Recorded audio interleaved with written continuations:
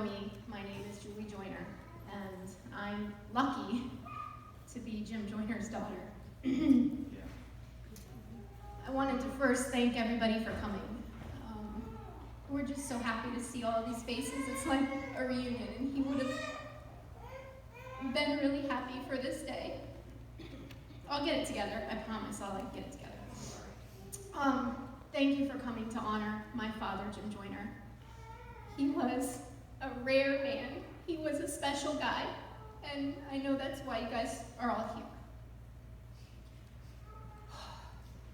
When he died, I got so many messages, thanks to social media, from people that I didn't know, telling me how special he was and how much they loved him. But I also got messages from people that said that they didn't really know him that well, or they had wanted to get to know him, but he always was so serious and so businesslike.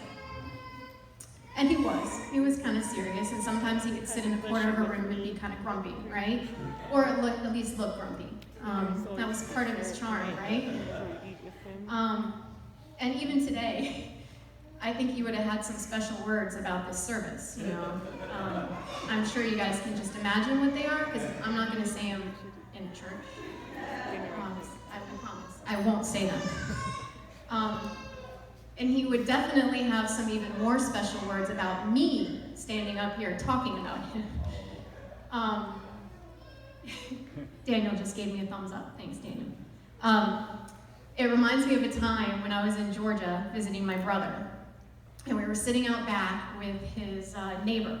It's a good old Georgia boy, had gray hair, older guy.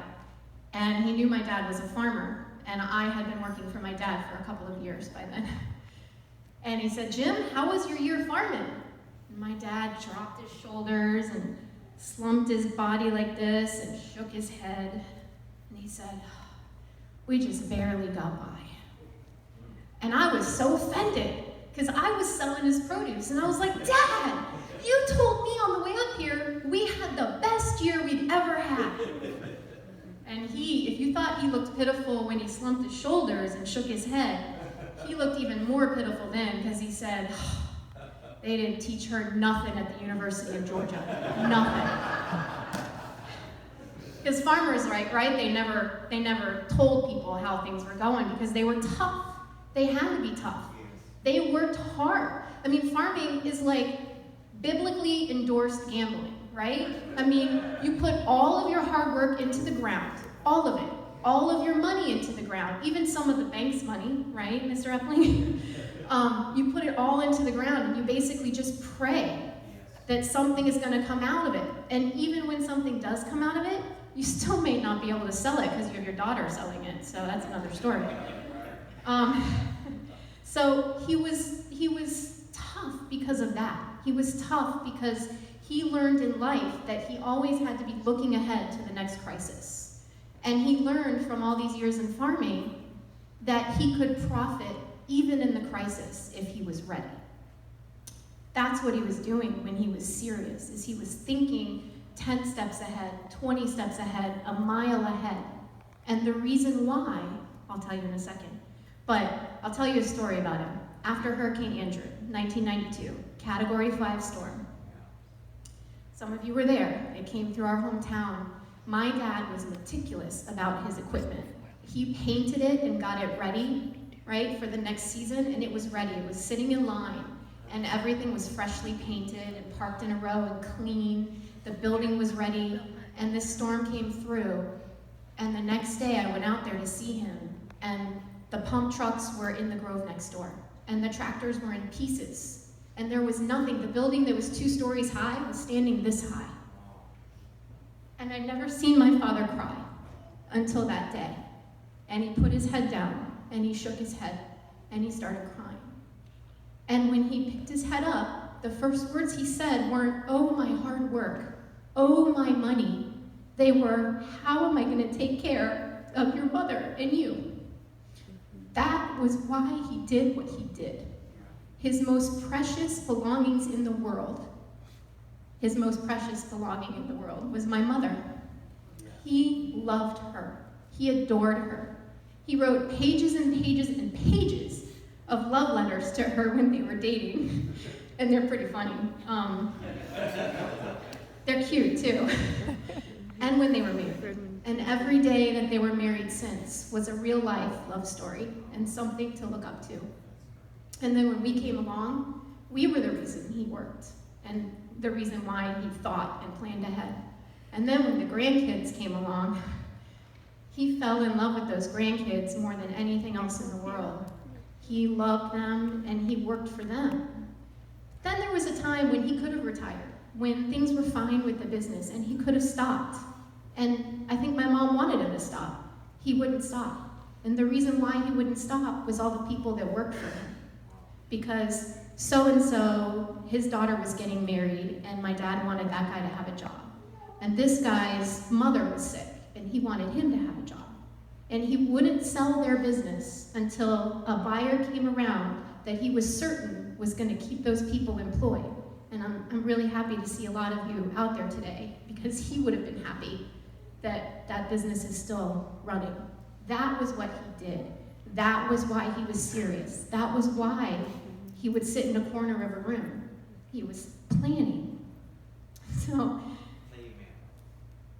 So some people may have thought he was abrasive, and sometimes he was. To some people, all of the time, and to all people some of the time, he may have seemed that way.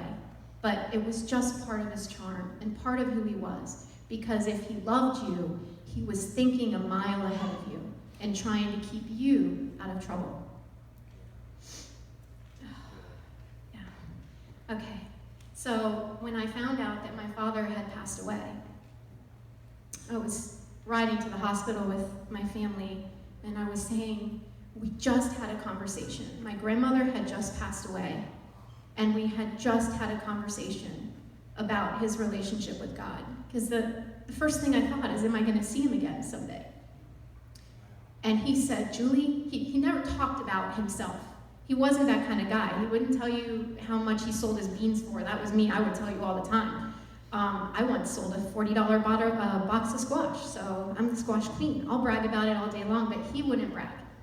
And so he wouldn't talk about his relationship with God, but he said, Julie, I'm good. God and I are good.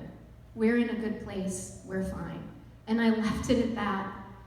And I wish maybe I would have talked a little bit more and asked a few more questions. But when I started writing this message, I realized Matthew 7:17 says, even so, every good tree bears good fruit, but a bad tree bears bad fruit. My Father's fruit of all of his labor is us.